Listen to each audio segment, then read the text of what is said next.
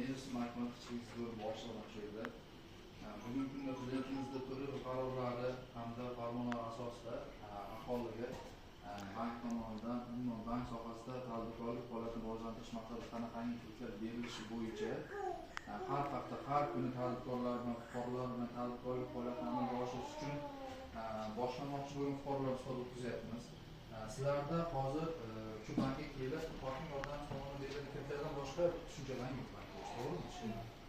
Biz xuddi shu maqsadda har kuni kelgan mijozlarni mana shu olib kirib 10-ta mijozni ichida tadbirkori ham bor, korxona rahbari ham bor, fuqaro ham bor, qanday tadbirkorlik boshlaydi.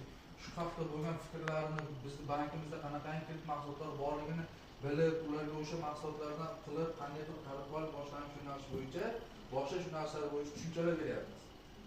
Hamda o'sha bizni bankimizda bor kreditlarni ularga tavsiya qilib boryapmiz. Qanday qilsa qanday bo'ladi, o'zini g'oyasi qanaqa edi, unga qanday amaliy yordam bera olamiz degan maqsadda biz ular bilan gaplashib, har kuni bir oyda ko'p emas, oz emas o'ziga yarasha nechta tadbirkorlik faoliyatini boshlaganlar mijozlarga xizmat ko'rsatib, o'zimiz hissamizni qo'shib kelyapmiz.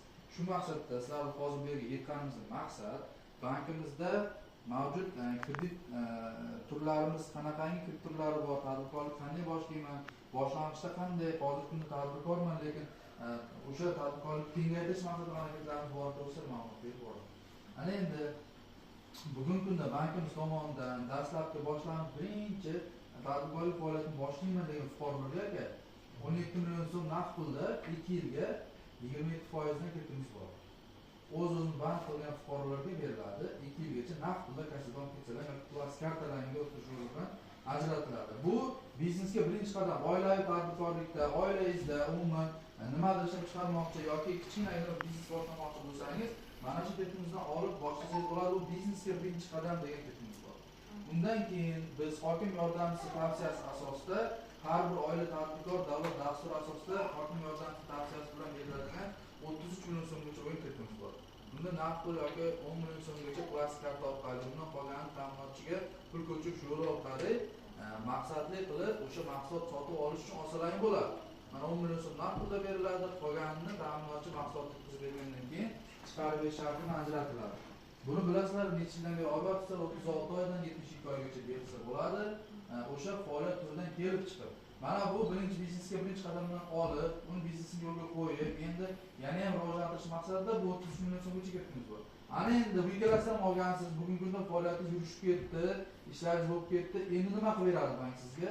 Bank sizni o'sha yo'lga chiqib olganingizdan keyin moliyaviy ommabop degan bu bank mablag'lari hisobidan 50 million so'mda naqd pulda sizlarga kredit ajratadi.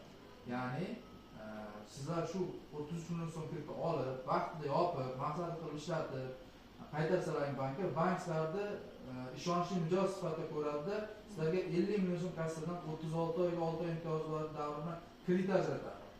Shuni bilib oling, mana bankning ishonchiga qanday kiramiz-ku, biz keyin unga qanday kredit olamiz? O'zimiz avval bir dabdala chiqarib tashlab oila a'zomiz boshqasiga emas.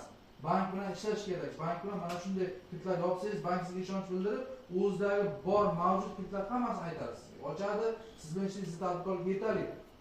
Mana 50 million so'm naqd pulda oldingiz. Endi 50 million so'm naqd pulda oldingizmi?